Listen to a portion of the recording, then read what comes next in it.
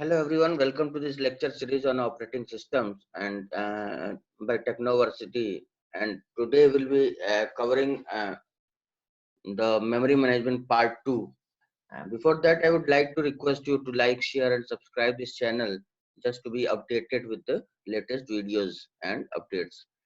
So today we'll be discussing the mainly three concepts of memory management. One is contiguous allocation, then dynamic storage problems, and then fragmentation. These are the three topics we'll be covering today.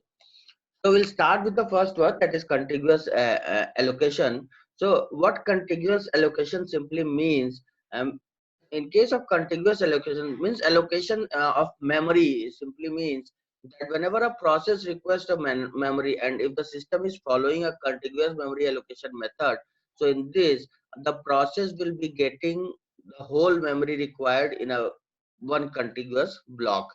That means if it is required 10k, so 10k memory portion will be allocated together. It will not be that 5k is allocated in some part of the memory and 5k is allocated in another part, but rather in contiguous allocation, whole of the required memory will be given to the process which is contiguous in nature. That is, all the blocks are together.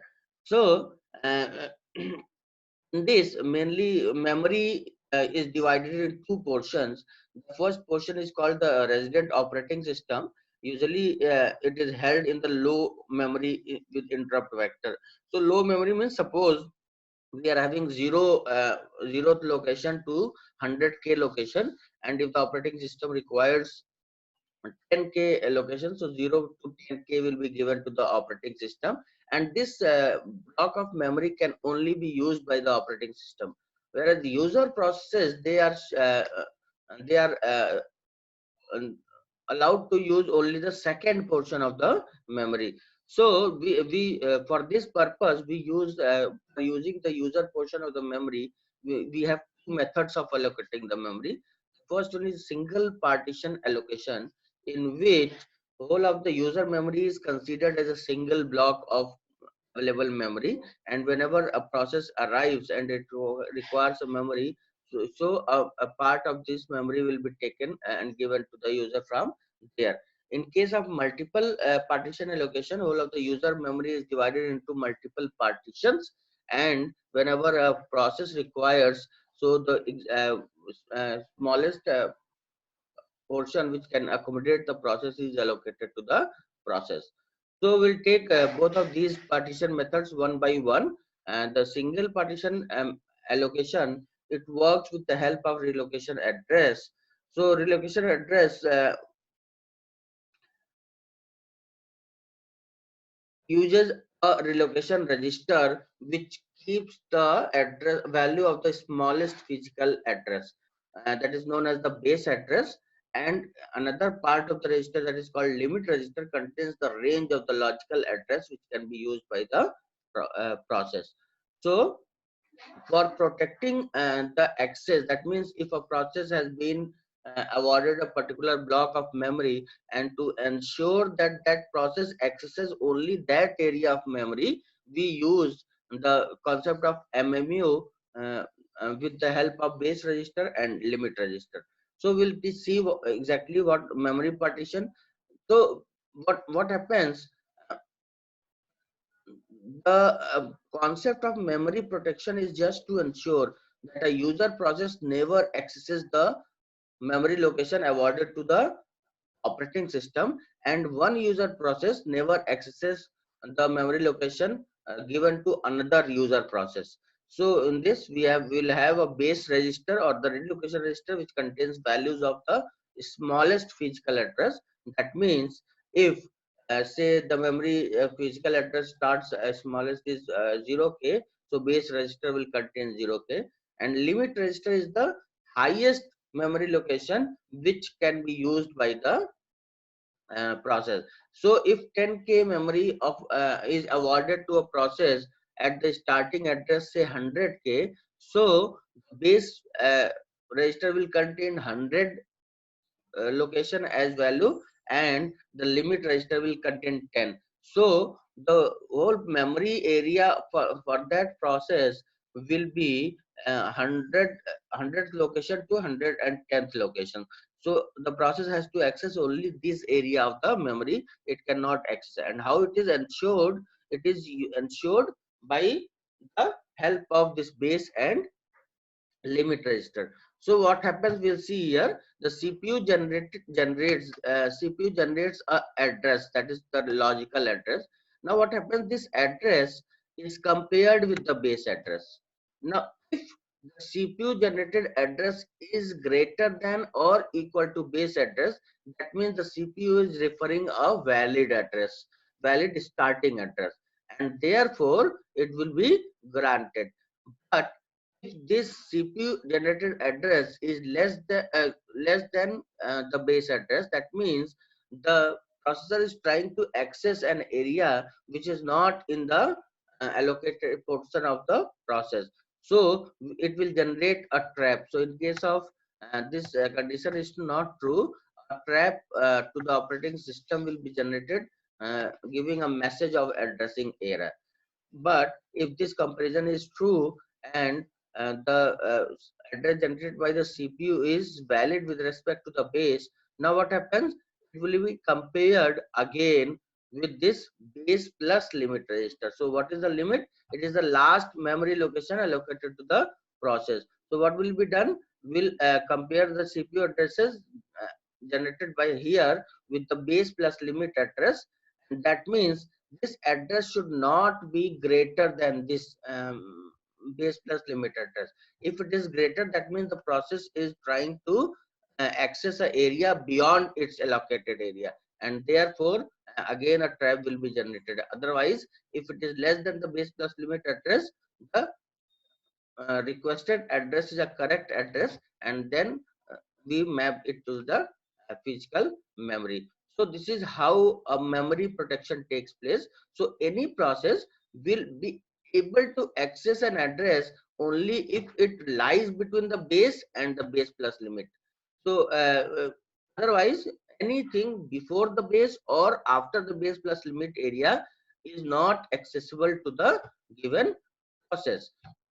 So this is how a single partition condition contiguous allocation works.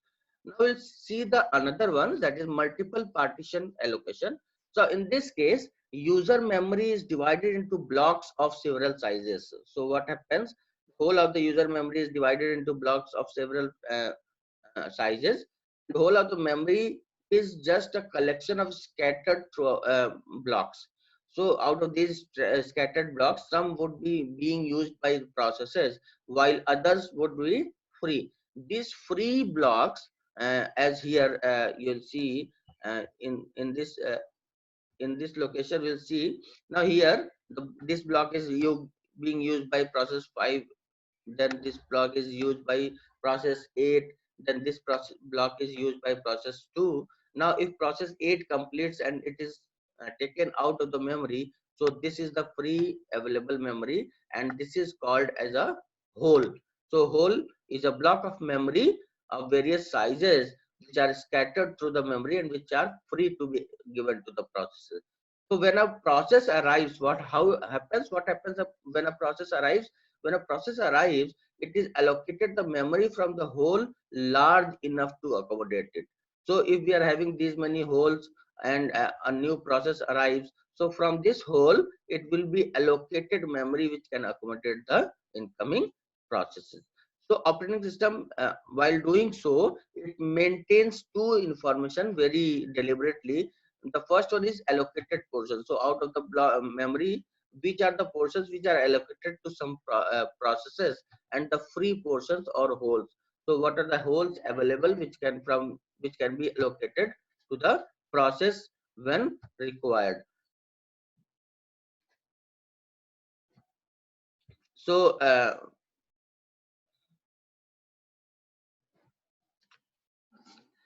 now another means suppose we have talked about the allocation of memories, and in case when the user portion is divided into smaller blocks, blocks of various size, so we need some algorithms to decide when a process comes that which block has to be awarded to the process. or allocated to the process. So there is a problem called the allocation problem, which states that suppose a process of n size comes for execution. So if a process of size n comes for execution, so we need to decide which uh, whole from the free holes can be awarded to the process. So for that, we can use three different algorithms.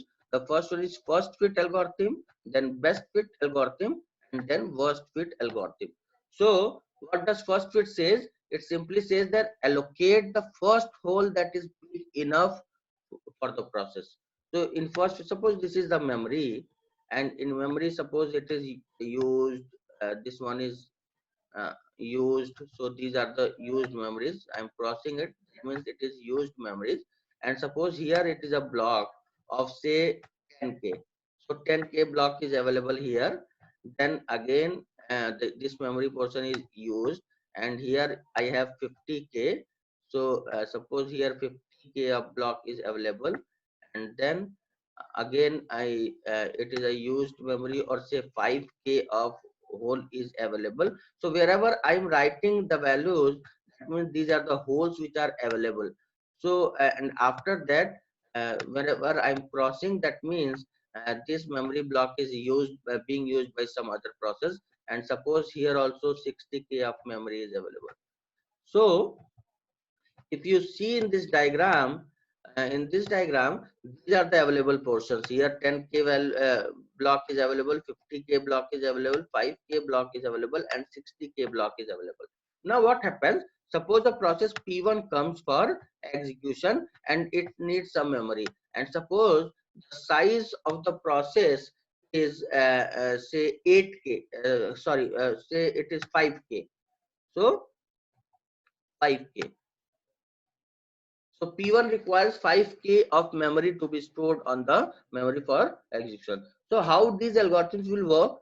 First fit algorithm, it will allocate the first hole that is big enough to accommodate this process P1.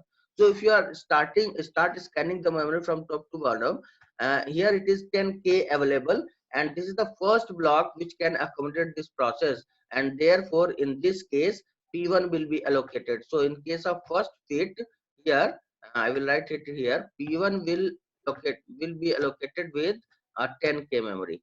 So I'll write it here that P1 is allocated with 10K memory. So this is how first fit algorithm will work. So if you see, this can accommodate P1, this can accommodate P1, this can also accommodate P1, and this can also accommodate P1. But what does first fit does? जो भी उसको पहला उस size का available memory है उसमें allocate कर देगा. Now in case of best fit, it will search throughout the available holes and it will find out the minimum size of the hole which can accommodate the process. So in case of best fit, here 10K can accommodate, 50K can accommodate, 5K can accommodate, and 60K can accommodate. But the smallest part of memory or smallest hole which can accommodate is 5K, and therefore in this best fit algorithm 5K will be allocated to P1. So P1 gets the memory block of 5K. So this is how it works. It will allocate memory block of 5K. What does worst fit do? It simply allocates the largest hole which can accommodate. So out of these, 10K is available, 50K is available, 5K is available, and 60K is available. So what will this worst fit do? It will simply allocate 60K. So in this case, P1 will get the memory block with size 60K. So it will be allocated with 60K memory. 60K memory will be allocated to P1. So this is how the three algorithms work. So if you see, by seeing also you can decide that best fit and first fit are the algorithms which can be used for a better memory management, whereas worst fit will not be a good solution because it will always be allocating largest memory to the process. That means we are wasting the memory, because once a block is allocated to the process, whole memory is occupied by that process and no other process can use that memory area even if the block is not using the complete memory. So if you see, the best worst fit algorithm will not be a good solution. We can decide which one will be a better one out of first fit and best fit, given as per the given conditions of the blocks. So now we'll see one example regarding the process. So in this, we what we need is, here we have a problem which states that, consider a swapping system in which memory consists of the following whole sizes in order. So we have the memory and the whole sizes are 10K, 4K, 20K, 18K, 7K, 9K, 12K, and 15K. So these are the memory blocks available. I consider that at present no processes are residing in the user area of the memory. So these are the blocks which are mentioned, and these are the free blocks: 10K, 4K, 20K, 18K, 7K, 9K, 12K, and 15K. Now a process arrives, so which whole is taken for successive segment request. So we have processes, say P1, P2, and P3. The size required by P1 is 12K, size required by P2 is 10K, size required by P3 is 9K, and this we have to allocate using first fit and then consequently best fit and worst fit algorithm, and then we can decide which one is the better algorithm for this case. So what happens in this case, if you say, we'll pick up the first process, that is P1, which is 12K. So if you use a first fit algorithm, you say 12K memory, so we'll find the first memory block which can accommodate this process, and that is this one, 20K. So in this case, 20K block is allocated to process uh, P1. Now the second process is P2, which requires 10K. So now this one is filled in this case, and the first block which can satisfy is the first block, that is 10K block, and therefore P2 will be allocated to the 10K block. And then P3 requires 9K, and the first block which is available to accommodate is the 18K block, and therefore and the P3 will be allocated to the 18K block. Now what happens in case of with these uh, best fit algorithm? So in case of best fit algorithm, we assume that these are not being used. So we'll not consider this one. We'll not consider first fit algorithm because these algorithms are run separately. So it doesn't mean that I have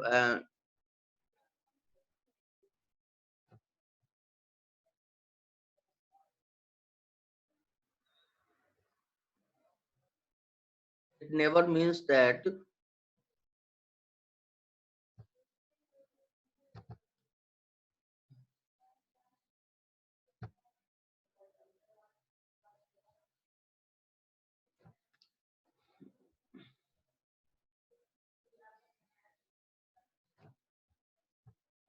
So it never means that, suppose I say, so it never means that once I've used, so once we'll be using all the algorithms separately. So when we have seen the first fit algorithm, how P1 gets 20K block, P2 gets 10K block, and P3 gets 18K block. In case of best fit, now the allocation will be done by selecting the best, smallest memory portion which can accommodate the given process. So P1 comes before and requires LK of memory, and if you can start scanning this, the best size which can accommodate P1 is the 12K memory, and therefore P1 will be allocated with the 12K memory here. Now, and the second is again P2, which gets a 10K memory. So P2, the first block can accommodate P2, and therefore P2 will be allocated here. So P2 gets the 10K memory, and then the next third is 9K block. So P3 requires 9K, and the first block which the best block which can accommodate 9K is, and this block 9K block. So this is how the best fit algorithm allocates. So P3 will be allocated here. So using best fit algorithm, we get uh, uh, P2 P1 at 12K block, P2 at 10K block, and P3 at 9K block. And now what happens in case of worst fit? In case of worst fit, if you see, so in case of worst fit, so in case of worst fit, if you see, the blocks with the highest size will be allocated to the requiring process. So P1 requires 12K and the highest size block available here is 20K, and therefore P1 goes here. So P1 will be allocated with P1 will be allocated with